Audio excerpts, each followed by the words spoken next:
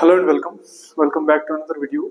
This is Advocate Shaukat Mir and we are continuing job related awareness of J&K High Court Junior Assistant and this is our lecture 9th and we are continuing legal terminologies. तो आज हम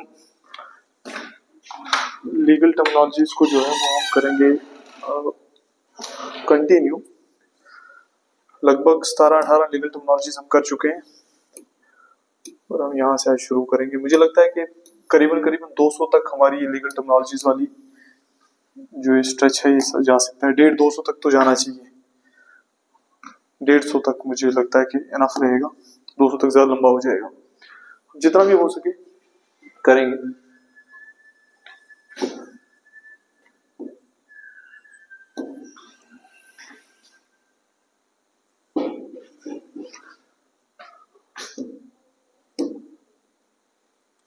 okay जी.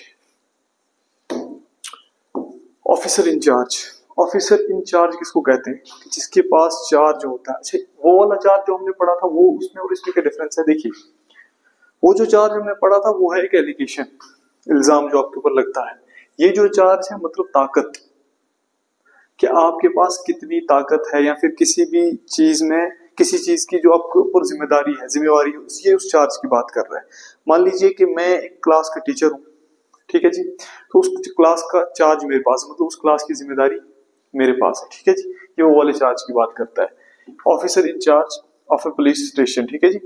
Officer in charge of a police station includes when the officer in charge of the police station is absent from the station house और unable from illness, जो भी है, ठीक है जी. The police officer present at the station house who is next in the rank to such officer is above the rank of a constable or when the state government so directs other police officers so present, ठीक है जी. देखिए, officer in charge कौन होता है? Officer in charge जिम्मेदार होता है किसी भी स्टेशन का, ठीक है, किसी भी पुलिस स्टेशन का. जो स्टेशन हाउस ऑफिसर होता है उसी को ऑफिसर इंचार्ज कहते हैं, या फिर किसी चौकी का जो क्या बोलते हैं, इंचार्ज है, ठीक है, जिम्मेदार है, उसको ऑफिसर इंचार्ज कहते हैं, ठीक है जी.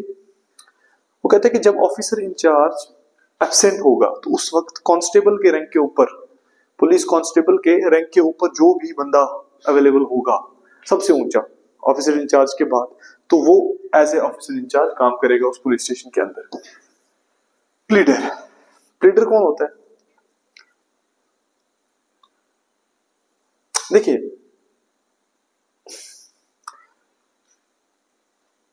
जो लोगों के केसेस को कोर्ट के सामने बयान करता है उसको हम प्लीडर कहते हैं, सिंपल भाषा में, ठीक है. यहाँ तो प्लीडर मैंने यहाँ भी डिफाइन कर दिया और मैंने आगे प्लीडर और लीगल प्रैक्टिशनर के बीच में एक डिफरेंस बताकर भी बताया हुआ है. ये प्लीडर और लीगल प्रैक्टिशनर, इसको और अच्छे से पढ़ेंगे. बस अभी इस डेफिनेशन से आप ये समझ लीजिए कि जब भी कोर्ट में प्रोसीडिंग चल रही होती है, ठीक है जी, तो एक पर्सन होता है जिसके पास लाइसेंस होता है, जिसके पास अथॉरिटी होती है, ठीक है, ताकि वो कोर्ट के अंदर जाके प्रैक्टिस कर सके. इसका मतलब क्या हो गया कि क्लाइंट को रिप्रेजेंट कर सके. क्लाइंट को मतलब या केस करने वाली पार्टी को या डिफेंड करने वाली पार्टी को, किसी एक पार्टी को, दोनों में से जो डिफेंड कर मतलब रिप्रेजेंट करता है कोर्ट के अंदर, उसको प्लीडर कहते हैं, सिंपल भाषा में, मतलब वकील, ठीक है. वकील को प्लीडर कहा जाता है, ठीक है जी. वकील को ही लीगल प्रैक्टिशनर भी कहा जाता है. लीगल प्रैक्टिशनर का काम अलग होता है, प्लीडर का अलग होता है. प्लीडर का काम होता है कि वकील जब जाकर कोर्ट में किसी भी पार्टी को रिप्रेजेंट करता है उसको हम प्लीडर कहते हैं, ठीक है जी. इतना आपने याद रखना है. Police report means report forward by police officer to magistrate. जब भी पुलिस ऑफिसर किसी को अरेस्ट करता है या फिर किसी भी चीज की कॉग्निजेंस लेता है, ठीक है जी, किसी भी कॉग्निजेंस मैंने समझा दिया क्या होता है. कॉग्निजेंस मतलब किसी भी चीज, जब मान लीजिए कोई मसला दरपेश आ गया, ठीक है जी, किसी का एक्सीडेंट हो गया, किसी ने किसी को मार दिया, तो मौके के ऊपर जाकर मौके वारदात को देखना, ऑब्जर्व करना, उसको कहते हैं कॉग्निजेंस लेना, ठीक है जी. तो पुलिस वाला जब भी मौके पर जाकर, ठीक है, वारदात वाले मौके पर जाकर उस चीज को ऑब्जर्व करता है, उसको लिखता है, एक चालान बनाता है, एक तरीके की रिपोर्ट बनाता है, ठीक है जी, उसी को हम पुलिस रिपोर्ट कहते हैं, जो बाद में फिर अदालत के सामने रखी जाती है, ठीक है जी, उसको हम पुलिस रिपोर्ट कहते हैं. पुलिस स्टेशन क्या होता है? Means any post or place declared generally or specially by state government to be police station and includes any local area specified by the state government in this behalf। कहते हैं कि state government अगर किसी भी post को या किसी भी जगह को कोई एक पर्टिकुलर जगह को एक पुलिस स्टेशन होकर मतलब करार देती है, कहती है कि यहाँ पर एक पुलिस स्टेशन है, ये पुलिस का यहाँ पर पुलिस के नुमाइंदे बैठेंगे जो लोगों को कंट्रोल करने के लिए या फिर जो क्राइम रेट है उसको बढ़ने से रोकने के लिए काम करते रहेंगे, मतलब ऑन ड्यूटी रहेंगे लोगों की खिदमत में। ठीक है जी, उसको हम क्या कहते हैं, पुलिस स्टेशन कहते हैं। ठीक है जी, इजी है, कुछ भी मुश्किल नहीं है, बस चीजें आपको पता होनी चाहिए। आज हम ये 4 की 4 स्लाइड्स खत्म करेंगे और तेजी से चलना पड़ेगा।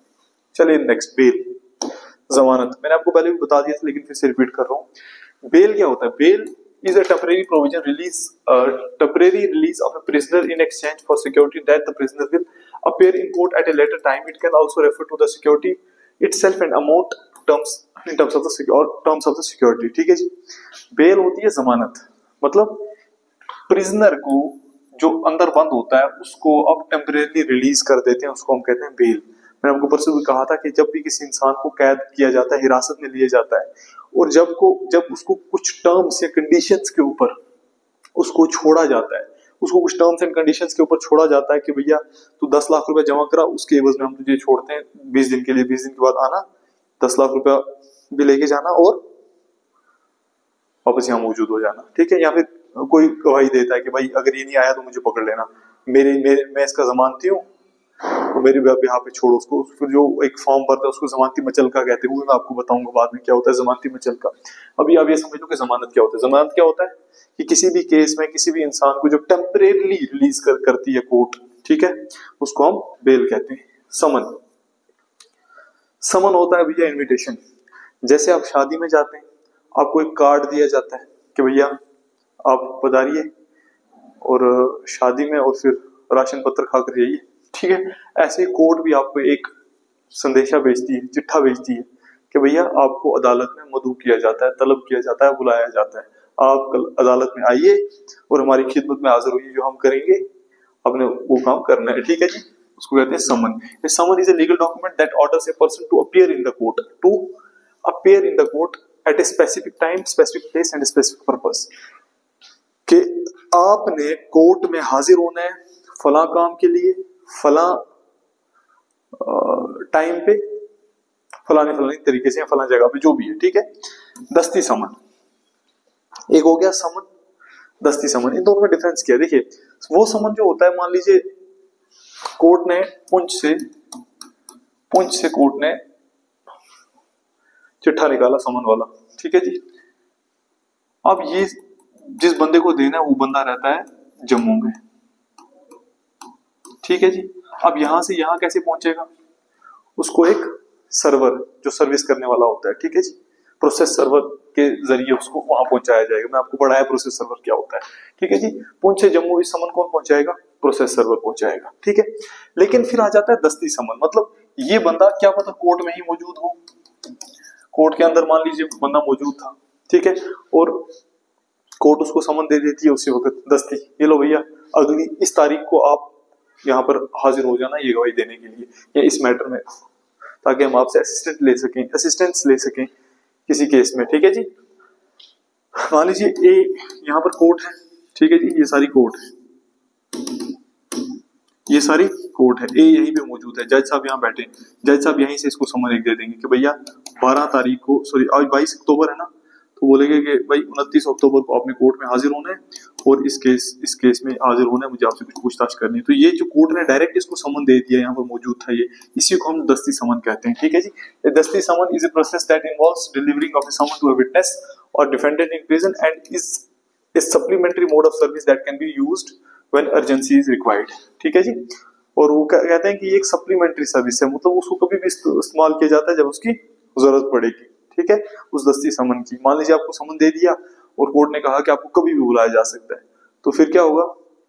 एक दस्ती समन देने के बाद फिर कोर्ट आपको किसी वक्त नोटिस दे सकता है कि भाई आप इस तारीख को कोर्ट में आ जाइए, वारंट। ये है खतरनाक चीज जिससे दुनिया डरती है। A warrant is a written order that authorizes a specific action such as an arrest, search or seizure. Warrant are issued by a competent official such as judge or magistrate. याद रखना, या जज इशू करते हैं या magistrate issue करते हैं, ठीक है जी। वारंट कौन इशू करते हैं, या जज या मैजिस्ट्रेट। अच्छा, जज और मैजिस्ट्रेट में क्या फर्क है? जज होता है सिविल केस में, मैजिस्ट्रेट होता है क्रिमिनल केस में। सिविल केस में भी वारंट इशू होते हैं, कब कब इशू होते हैं? देखिए, मान लीजिए सिविल केस में केस चल रहा था ए और बी के बीच में। ए केस हार गया और ए को कोर्ट ने कहा कि तुम 10 करोड़ रुपए दे दो बी को। अब ए दे नहीं रहा है, ए भाग गया, ए को समन दिए, ठीक है जी। उसके बाद एग्जीक्यूशन लगाई, कुछ नहीं, ठीक है। ए भाग रहा है। कोर्ट ने, जज साहब ने लिखा वारंट कि इसको अरेस्ट करके लाओ, उससे पैसा लो, फिर इसको छोड़ना। तो वो सिविल केस में जज साहब दे रहे हैं वारंट, ठीक है। क्रिमिनल केस में मैजिस्ट्रेट तो देता ही देता है, कैसे देता है बताइए। वारंट क्या होता है? वारंट होता है एक रिटन ऑर्डर लिखता है कोर्ट, जिसमें वो किसी पुलिस ऑफिसर को या फिर किसी और बंदे को ये ताकत देता है कि भाई जाकर फलां बंदे को पकड़ कर लाओ, या फलां चीज सीज करके लाओ। सीज मतलब अपनी हिरासत में उठा कर लाओ उस चीज को, या फिर उस, मान लीजिए अगर कोई कमरा है तो उसको ताला लगा दो, सीज कर दो, ठीक है। किसी चीज के सीज करने के लिए, किसी चीज को ढूंढने के लिए, या किसी चीज को पकड़ कर लाने के लिए, या फिर किसी इंसान को पकड़ कर लाने के लिए, किसी इंसान को ढूंढने के लिए, किसी इंसान को कहीं बंद करने के लिए, कन्फाइन करने के लिए वारंट इशू किए जाते हैं, ठीक है। किस किस में इशू किए जाते हैं? किसी इंसान को पकड़ कर लाने के लिए, किसी इंसान को ढूंढने के लिए भी वारंट इशू किया जाता है, किसी चीज को सीज करने के लिए। मान लीजिए कहीं पर असला पड़ा हुआ है, मिलिटेंट्स का है, बहुत ज्यादा है, उठा के कोर्ट में नहीं ले जाया जा सकता, तो उस कमरे को लॉक कर देती है पुलिस, ठीक है। उसके ऊपर ताला लगाती है, फिर उसको टिकट लगाती है, मोहर लगाकर ऐसे बंद करती है, उसको कहते हैं सीजर, ठीक है जी।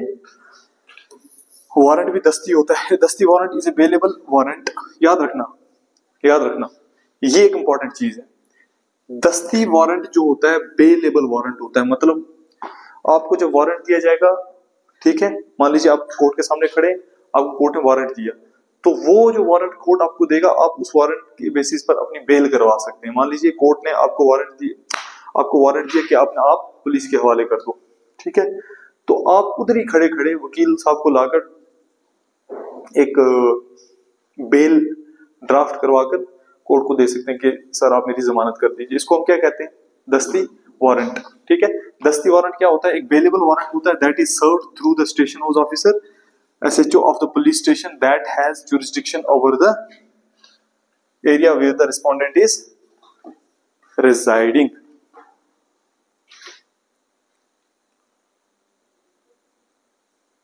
ठीक है जी, ठीक है।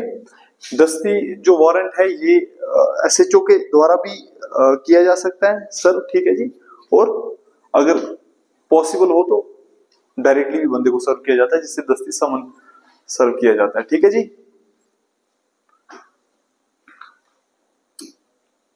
चलिए नेक्स्ट। मुश्किल कुछ नहीं है, बस चीजें कंसेप्चुलाइजेशन थोड़ी सी रखनी है, चीजें याद रखनी। मुझे तो ऐसे लगता है कि जो हम लीगल टर्मिनोलॉजीज पढ़ रहे हैं, मतलब it's a kind of word meaning. आप वर्ड मीनिंग की तरह इनको याद करिए, कुछ मुश्किल नहीं है, कुछ भी मुश्किल नहीं है इनमें, ठीक है। बड़े आराम से, बड़े कूल माइंड रखकर आप इन चीजों को पढ़ सकते हैं। अब आ जाता है एक समन्स केस, एक होता है वारंट केस, ठीक है जी। समन केस क्या होता है? एक ऐसा केस जो वारंट केस ना हो।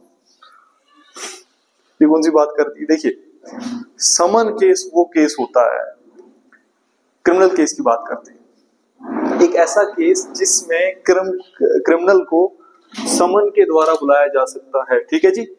समन के द्वारा बुलाया जा सकता है, ठीक है जी। समन्स केस क्या होगा? जहां पुलिस ऑफिसर क्रिमिनल को समन देकर बुला सकते हैं कोर्ट में। मान लीजिए डिफेमेशन है, किसी ने किसी को गाली दे दी, ए ने बी को गाली दे दी, ठीक है। अब ये इतना हीनियस क्राइम तो नहीं है कि मतलब इससे किसी का कत्ल हो जाएगा, ठीक है, मतलब कोई खतरनाक क्राइम नहीं है, ठीक है। ए ने बी को गाली दी, ये कोई इतना खतरनाक क्राइम नहीं है। तो इस क्राइम में क्या करेगा कोर्ट क्या करेगा? ए को एक समन देगा कि भैया कोर्ट में हाजिर हो जाओ, आपने इसको गाली दी है, इस केस में आपसे कुछ पूछताछ करनी है, तो ये केस कौन सा हो जाएगा? समन्स केस हो जाएगा।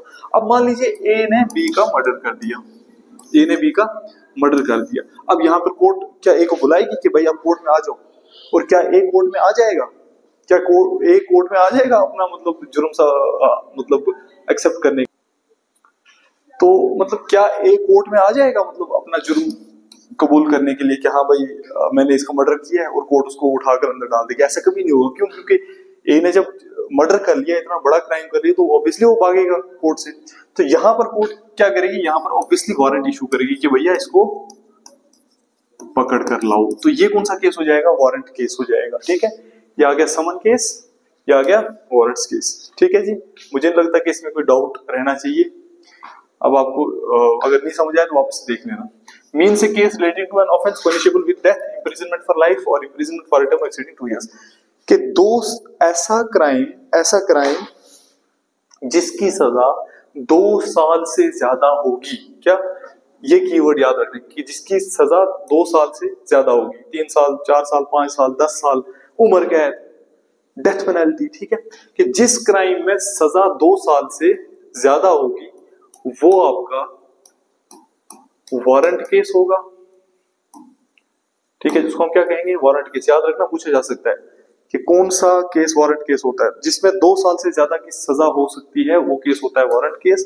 जिसमें 2 साल या 2 साल से कम, 2 साल या 2 साल से कम की सजा होगी वो कौन सा होता है? Summons case. ठीक है जी, याद रखना, इंपॉर्टेंट है। विक्टिम, विक्टिम कौन होता है भैया?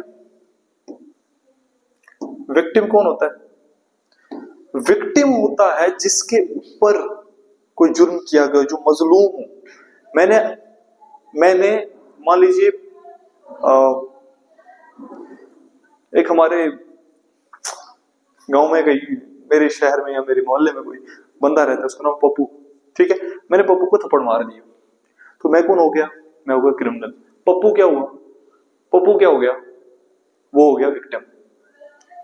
ठीक है, वो कौन हो गया? विक्टिम। जिसके ऊपर क्राइम किया जाता है, जो मजलूम होता है, उसको हम विक्टिम कहते हैं। जो जुल्म करने वाला होता है उसको हम क्रिमिनल कहते हैं। ठीक है जी। Means a person who has suffered any loss, injury caused by the reason of act और omission for which the accused person has been charged and the exception victim includes his और her guardian और legal head. अच्छे से समझते हैं इसको। Accused कौन होता है? कि जिसका कोई लॉस हो या जिसको कोई इंजरी हुई हो। ठीक है जी। और क्या है? किस वजह से हुई हो? किसी एक्ट की वजह से या ओमिशन की वजह से। ये 4 टर्म समझते हैं इसमें। एक्ट या ओमिशन की वजह से किसी को कोई नुकसान पहुंचाओ। ठीक है जी। मान लीजिए किसी का दांत टूट गया, या फिर मान लीजिए किसी ने किसी को गाली दी, तो उस वजह से उसको अटैक्स आने लगे, उसको टॉर्चर हो गया मेंटल। ठीक है, वो बड़ा सोचने लगा। तो क्या हुआ? एक एक्ट हुआ। गाली क्या है? एक एक्ट हुआ जिसकी वजह से किसी का लॉस हुआ या किसी को इंजरी पहुंची। ये तो हो गया एक्ट। ओमिशन क्या होता है? किसी काम का ना करना। मान लीजिए पुलिस ऑफिसर एक जगह खड़ा है, ठीक है जी, और पुलिस ऑफिसर के सामने एक बंदा दूसरे बंदे को थप्पड़ मार देता है। ठीक है, और अगर पुलिस ऑफिसर चाहता तो वो दूसरे बंदे को रोक सकता था कि भाई तूने मतलब थप्पड़ मारने से। मान लीजिए, आपको एग्जांपल देता हूं। मान लीजिए ए भी खड़ा है, बी यहां पे खड़ा है, और यहां पर एक पुलिस ऑफिसर भी खड़ा है। ठीक है जी, यहां पर एक पुलिस ऑफिसर खड़ा है। बी ने ए को थप्पड़ लगा दिया, स्लैप। ठीक है, और ये देख रहा था, पुलिस ऑफिसर देख रहा था बिल्कुल। जब ये मूड बना रहा था मारने का, तब भी, जब इसने मार दिया तब भी, जब मार के चला गया तब भी देख रहा। पुलिस ऑफिसर ने कुछ भी नहीं किया। ठीक है, इसी एक्ट को कहते हैं ओमिशन, मतलब कुछ ना करना, कुछ ना करना। पुलिस ऑफिसर अगर चाहता तो इसको रोक सकता था, बिल्कुल रोक सकता था। इसको थप्पड़ मारने देता? नहीं मारने देता। तो इसको तो पुलिस ऑफिसर ने क्या किया? कोई एक्ट किया? नहीं, एक्ट बी ने किया। क्या एक्ट किया? थप्पड़ मारने का। पुलिस ऑफिसर ने क्या किया? इसने ओमिशन किया, इसने कुछ भी नहीं किया। ओमिशन मतलब कुछ ना करना। कुछ ना करना भी कभी कभी क्राइम होता है। कहते हैं ना मैंने कुछ नहीं किया फिर भी मैं फंस गया, ऐसा नहीं होता। कभी कभी कुछ ना करना भी जुर्म होता है, ठीक है, उसको हम ओमिशन कहते हैं, ठीक है, ओमिशन मतलब कुछ ना करना, ठीक है जी। ये कौन हो गया? विक्टिम। ये कौन हो गया? क्रिमिनल। क्रिमिनल क्या किया? एक्ट। ये भी हो गया क्रिमिनल, इसने क्या किया? ओमिशन किया, ठीक है जी।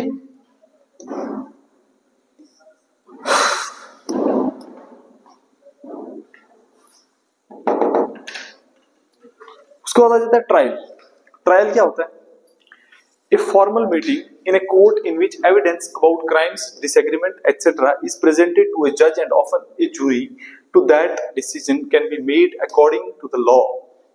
मतलब ये एक फॉर्मल मीटिंग होती है, ठीक है, कोर्ट के अंदर, ठीक है, जिसमें मतलब कोई क्राइम हो जाता है तो उसमें एविडेंस वगैरह कलेक्ट करने के लिए, एग्रीमेंट्स डिसएग्रीमेंट्स को सॉल्व करने के लिए, ठीक है जी। मान लीजिए दो पार्टीज हैं, ए और बी, उनके बीच में एक डिसएग्रीमेंट चल रहा है। अब इस डिसएग्रीमेंट को सॉल्व करने के लिए आप क्या करेंगे? इन दोनों पार्टीज को कोर्ट में बुलाएंगे, ठीक है, कोर्ट में बुलाकर क्या करेंगे? केस सॉल्व करने की कोशिश करेंगे। तो इसी को हम ट्रायल कहते हैं। मान लीजिए एक बंदे ने क्राइम कर दिया, ठीक है जी, एक बंदे ने, मान लीजिए एक्स ने वाई का मर्डर कर दिया, आपने एक्स को पकड़वा कर कहाँ लाया? कोर्ट में, जानने के लिए कैसे मर्डर किया और क्या किया, क्या जानने, क्यों जानना है? अगर आपको पता है कि एक्स ने मर्डर किया, ये जानना है कि हमें मतलब प्रूव करना है कि एक्स ने मर्डर किया, फिर उसके बाद उसको उसी हिसाब से सजा देनी है। अगर उसने चाकू से मर्डर किया है तो लाइफ इंप्रिजनमेंट होगी। अगर उसने उसके बिल्कुल 10 बार चाकू मारा, गला चला काटा, ऐसे सिर फाड़ा है, तो उसको हो सकता है कि डेथ पेनल्टी, फांसी भी सुनाई जाए, डेथ पेनल्टी भी दी जा सकती है, ठीक है। बात आ रही समझ में? क्या हो गया?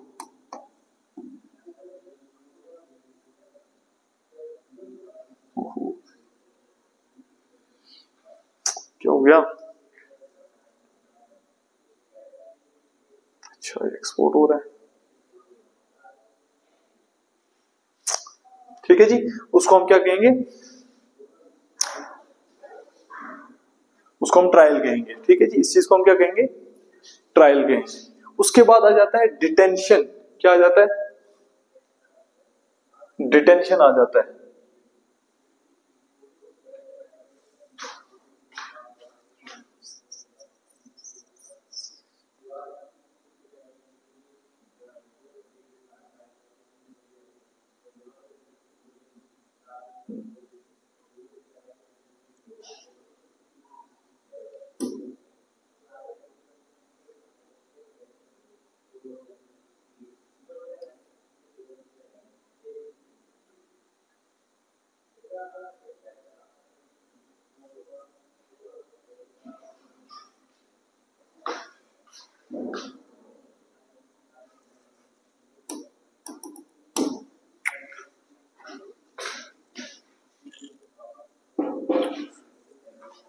अब आ जाता है डिटेंशन।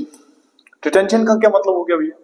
देखिए, जब भी आप किसी को नजरबंद करते हैं, नजरबंद करते हैं किसी भी आदमी को, हम कहते हैं नजरबंद कर दिया, मतलब आपको घर के अंदर नजरबंद कर दिया, या फिर आपको पुलिस थाने के अंदर नजरबंद कर दिया, मतलब आपको कोई कैद में नहीं डाला गया, लेकिन आपको इसलिए बंद रखा गया ताकि आपकी वजह से कोई और क्राइम ना हो, ठीक है, कोई फ्यूचर क्राइम ना हो जाए। मान लीजिए अगर मान लीजिए एक कोई लीडर है, पॉलिटिकल लीडर है, ठीक है, और वो पॉलिटिकल लीडर का बड़ा खतरनाक होल्ड है सोसाइटी में, ठीक है जी, और पुलिस को लगता है, एडमिनिस्ट्रेशन को लगता है कि अगर 2 दिन ये पॉलिटिकल लीडर और बाहर लोगों में रहा, ये ऐसा बीज बो देगा, ऐसा जहर उगल देगा कि यहाँ पर दंगे हो जाएंगे।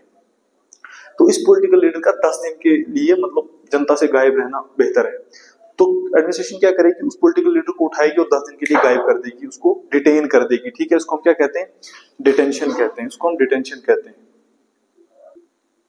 इसको हम डिटेंशन कहते हैं। उसके बाद आ जाता है अरेस्ट। अरेस्ट का मतलब क्या हो गया? The act of apprehending and taking a person into custody, ठीक है। किसी भी इंसान को जब कस्टडी में लेती है, पुलिस कस्टडी में लेती है, या फिर कोई भी पर्सन कस्टडी में लेता है, ठीक है, जब उसने क्राइम किया होता है, कोई भी क्राइम किया होता है, उसको हम अरेस्ट कहते हैं, मतलब हिरासत में लेना। जब भी पुलिस, देखिए, अब मान लीजिए ए ने बी का कत्ल कर दिया, ठीक है, और सी वहां पर मौजूद है, सी पुलिस ऑफिसर नहीं है, लेकिन सी ए को पकड़ सकता है, तो सी ने क्या किया? ए को पकड़ लिया, कस्टडी में ले लिया, अपनी हिरासत में ले लिया, उसको भी अरेस्ट कहते हैं, ठीक है। याद रखना, अरेस्ट हमेशा पुलिस ऑफिसर ही नहीं करता है, अरेस्ट एक लोकल पर्सन भी कर सकता है, ठीक है। पुलिस तो करती है। मान लीजिए पुलिस के सामने, पुलिस को पता लगा किसी का कत्ल हुआ, पुलिस मौके पर पहुंची, तो बंदे को अरेस्ट कर लिया, वो तो है ही है। लेकिन मान लीजिए एक बंदे ने दूसरे को कत्ल किया, वो तीसरा वहां मौजूद था, वो पुलिस ऑफिसर नहीं था, वो भी उस बंदे को पकड़ सकता है अगर उसने उसको कत्ल करते देखा, अरेस्ट कर सकता है। ठीक है जी, इसको हम क्या कहते हैं? अरेस्ट। इम्प्रिजनमेंट। इम्प्रिजनमेंट क्या होता है? कैद। इम्प्रिजनमेंट क्या होता है? सजा सुना देना, कैद। देखो, इम्प्रिजनमेंट कब होती है? जब इंसान ने कोई जुर्म कर दिया, और वो जुर्म करने के बाद जब उसको सजा सुना दी जाती है, कोर्ट द्वारा, उसको हम इम्प्रिजनमेंट कहते हैं। मतलब द एक्ट ऑफ कन्फाइनिंग और putting behind against the sentence awarded. Sentence मतलब सजा देना, सेंटेंस मतलब क्या? सजा देना। जब कोर्ट किसी को सजा दे देती है, उसके बाद जब मान लीजिए कोर्ट ने किसी को कहा कि इसको 2 साल अंदर रखो, ठीक है, तो वो 2 साल अंदर रखने का मतलब क्या होगा कि उसको कोर्ट ने इम्प्रिजनमेंट दे दी। जब कोर्ट किसी को सजा दे देती है, उसको हम इम्प्रिजनमेंट कहते हैं। मतलब अगर कैद में जाने की सजा दे देती है कोर्ट किसी को, तो उसको हम इम्प्रिजनमेंट कहते हैं। ठीक है जी।